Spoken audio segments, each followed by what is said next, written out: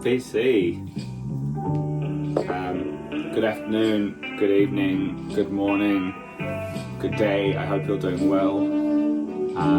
It's been a long time since I made one of these videos, going on I think maybe almost 4 months now. This is a very impromptu, spontaneous video. I just felt like showing some old school vinyl finds. No theme or no category, just a few things I've picked up recently. Quite diverse stuff. I hope you're doing well. As you can see outside, it's the middle of summer here. I am enjoying a iced coffee to try and wake myself up to make this video. But yeah, welcome back. Nice to all see you. What we are listening to in the background is a release from last year. This is Misha, Panfilov, Septet, Skyways. Now, I've talked about Misha a dozen times in my videos over the years. I'm a really massive fan of this guy. This is his release on Funk Night Records that came out last year, 2025. Just more absolutely beautiful, beautiful jazz. It spans. I don't know how to describe it. It's just uplifting, magical, uplifting. Reminds me of Sun Ra in parts, quite orchestral in some parts. I feel like I'm not doing this justice, but yeah, I love this. The song we're listening to is called Fine and Dandy on side B. Yeah, just beautiful. Please check it out wherever you can. On all good streaming services, probably. Alright, so we'll get into it. I've got about 10 records. I won't go super detailed on them, but first up we've got a couple of New Zealand things which have been on my want list for a long time. First one up is the this album or compilation by the great Unwashed, on Flying Nun. I'm very happy to get this here. It's called Singles, and this was famously originally released as a double 7-inch, and the artwork was in it was made from memory from a curtain, a shower curtain, and it basically been put in the sleeves and it ruined the records. Now I did used to have that 7-inch, but the records were both ruined, and I sold it. I bought it really cheaply and I sold it for a tiny bit more than what I bought it for, but I should have kept it. I really regret it, just from an art point of view. But anyway, this is the subsequent re-release they did of it, containing all the tracks. If you don't know who the great Unwashed are, you could probably put 2 and 2 together and realize it's the Clean under a different name. But all 5 tracks on here, all 6 tracks on here are just absolutely fantastic. Especially the tracks by Peter Gutteridge, just killer. The Great Unwashed Singles. The other one arrived just a couple of days ago, and a big thank you to my friend Ben in Auckland that helped with the assist on this one. This is something that had been on my list for a very, very long time. This is Another Year by Nocturnal Projections. This record, I had a chance to buy it many years ago, but I didn't know what it was, and I always regret passing on it. They're the ones that you always remember, don't you? The ones that you left behind. Now, for people that know This Kind of Punishment, or Peter Jeffries, or The Cake Kitchen, this is where it all began. This is the EP that came out in 1982 on Hiett Singles. The first thing they ever did, and it's just an absolutely fantastic, dark, post-punk classic. Honestly, I think all 5 tracks are absolutely worth listening to. Signature sounds, signature Peter Jeffries, just killer. Now, unfortunately, this is really hard to get, and I got this for a really, really great price. Anyway, especially considering what they go for on discogs. This is the first release on a New Zealand label called Hiett Singles. I will show you the label. This is, I haven't heard absolutely everything on the Hiett Singles label, but this is probably the most sought after and potentially one of the best things on the label. This is a demo copy. But yeah, if you're kind of looking for something from New Zealand that maybe isn't on Flying Nun, and definitely more on a dark, almost gothy post-punk vein, this is what you should check out. There was a compilation that came out a couple of years ago on Flying Nun with a very similar cover to this. I'll put the screenshot here. That's probably way more easier to track down if you are intrigued. There you go. Okay, we'll move over now to Italy. This had been something that had been on my list for probably 10 years, and I just never made an effort to track a copy down. This is the wonderful, beautiful, diverse, mesmerizing album by Lucio Battisti. This is called Anima, Latina. And how would I describe this? I'm a fan of this guy. Some of the 80s stuff, not so much, but his early stuff is fantastic. He's a singer, songwriter, multi-instrumentalist, composer. It's a beautiful, beautiful record. I'm just going to put a sound clip in here, I think, to try and get across what this is. It's very diverse, funky, groovy, orchestral, obviously some what almost sounds like MPP elements or Tropicale elements in parts to me. Groovy, I can't explain it. It's just wonderful. Yeah, very happy to get this. One of those ones where prices have been up and up and up and up, and I paid way more than I wanted to, but that's the price of being lazy these days. I should have got it sooner because I know that I could have got it for a way better price. Anyway, beautiful, beautiful album art too. Look at that.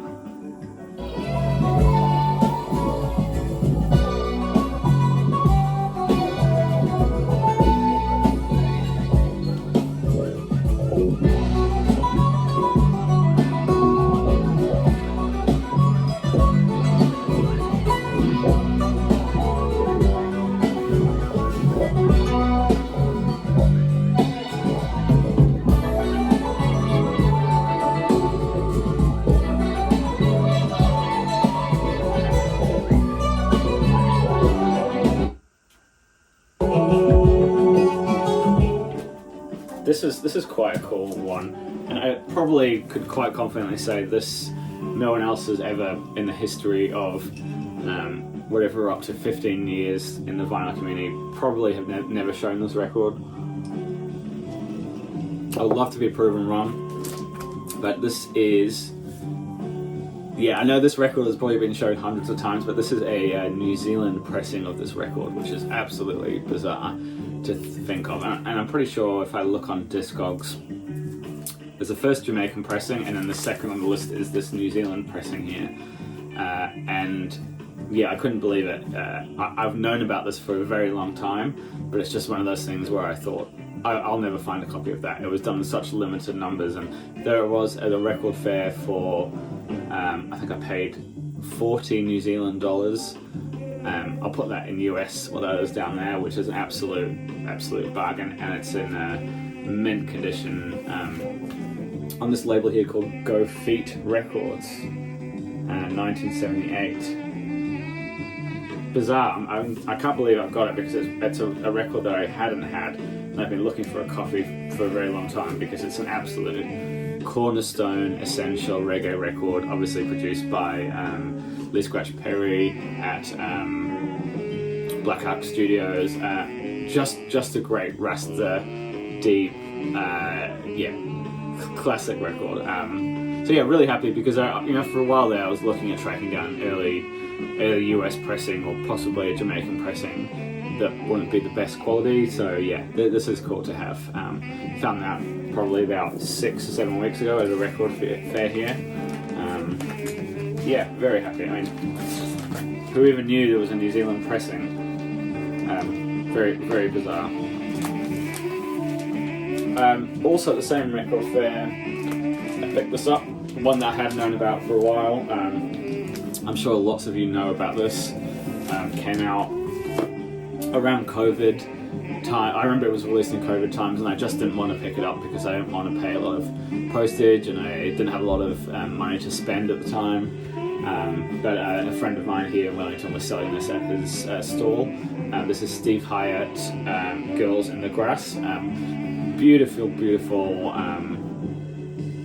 I guess you would call it almost like an ambient guitar record. Lush, summery, relaxing, dreamy. Yeah, this is going down a lot here in our New Zealand summer. I absolutely love it. Fantastic. Do check out this is basically a compilation of tapes and outtakes and things that we've used for the other album. Is it called Down Another Road or something? But still just as good, just as interesting. Yeah, Steve Hiett was I'm pretty sure it was a British, I haven't read the liner notes yet, a British composer, active through the, I think, mid to late 70s through the 80s. Yeah, I want to say all the stuff was recorded in the 80s. Selected from tapes recorded between 86 and 97. Okay, later than I thought. But yeah, this is on the wonderful, wonderful label I've talked about many times before, Efficient Space. Check them out. Okay, you probably all know this one, you're probably all sick of hearing about it, but yes, I did buy the album of the year last year, Geese Getting Killed. This happens to be a purple variant. I didn't really care about the variant, it's just what I could get my hands on at the time. I am a really big fan of this record. I was really lucky that I didn't know anything about the hype, and it got served to me on Spotify on the week of its release. I'd never heard of the band, I just liked the album cover, and I liked that it was called Getting Killed. And I could listen to it without knowing about the band or the band's history, and then it obviously built a lot of steam up towards the back end of last year, and rightly so. You know, I really, really enjoy it. I feel like I'm not going to be able to say anything that hasn't been said about this. Yeah, Geese Getting Killed. I'm sure it's been showed by 1,000,001 people. Alright, I looked on my discogs want list, and I'd had a copy of this on my want list for, I think it was 14 years. So I picked up the reissue. I'm not going to say this is an original. I had any copy of it on my want list. This is one of those ones where it has been reissued a few times, and the reissues have either sold out or have not been of great quality. But this is just it should be a staple record for anyone that watches this channel. Phil Cohran and the Artistic Heritage Ensemble, as known as On the Beach is what people will call it, but just absolutely amazing Afro jazz. I can't describe it. It's beautiful. Check out the track The Minstrel.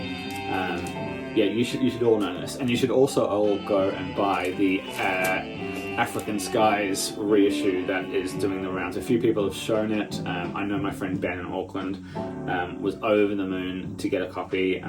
He asked me a few times if I would consider selling my 2010 copy, and now I have considered selling that and buying this new reissue because it probably does sound better.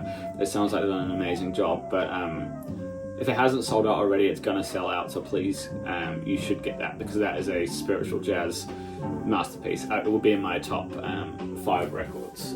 Is it up here?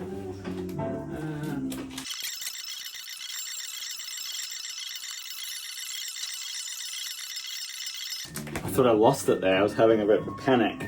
I fast forwarded that, but that was at least 2 minutes of me looking. Yeah, here we go. This record here. Yeah, this is. I think this is my reissue on Capture Records. But yeah, I'm sure the new reissue, which I think has been remastered and stuff, probably sounds a lot better. Anyway, yeah, check this one out. It actually sounds really good. Obviously we'll never know what the original sounds like, but I don't think the originals are the best quality recordings. But this is really is a masterpiece record. Done. Okay, we're going to move into some different directions.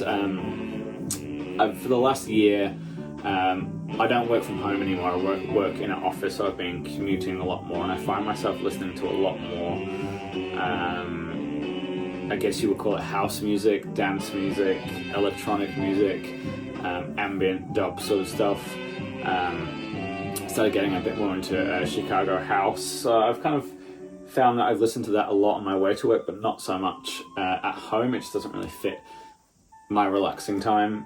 But there's a few things that I have picked up that I've really liked a lot. The first was I had to grab the 2 reissues, and these are records that I've known for a very long time, but never bought. The Theo Parrish First Floor Part 1 and Part 2 reissues on Peace Frog Records.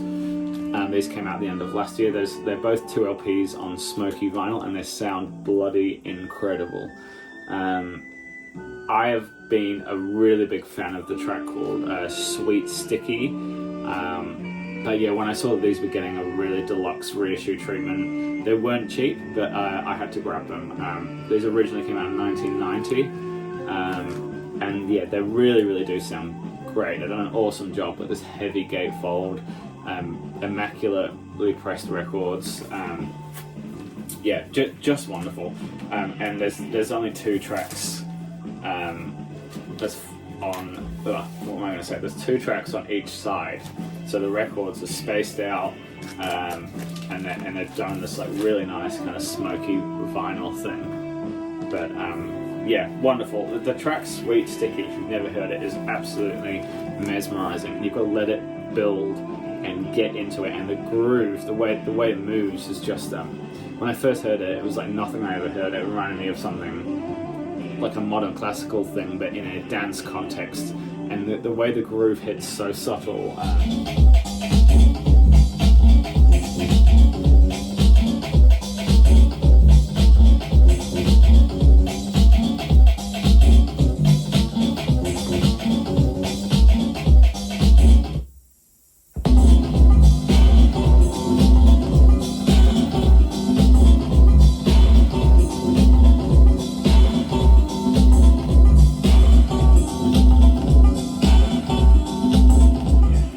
Last 2 things I want to talk about.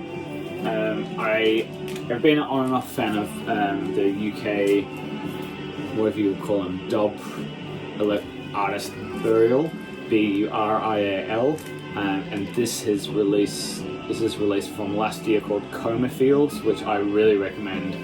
I absolutely loved it. The second side doesn't really do it for me, which is called what's it called again? Imaginary Festival, but the first side is worth the price of admission alone. Just absolutely beautiful piece of music. The best thing he's done in years, in my opinion. And then another kind of electronic dancey piece.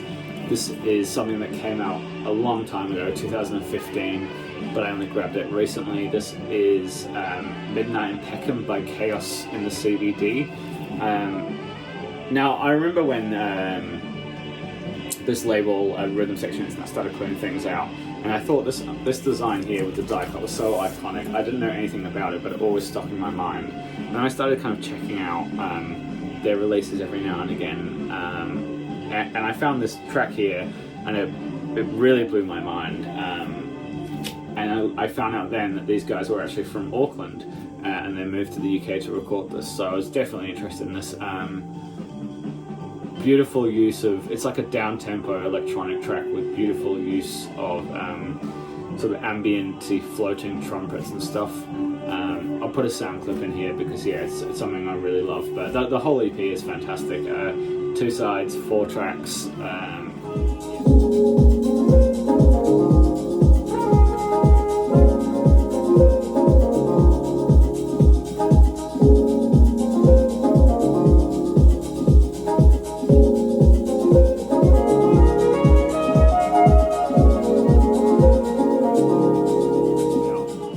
There you go, something a little bit different from me this year.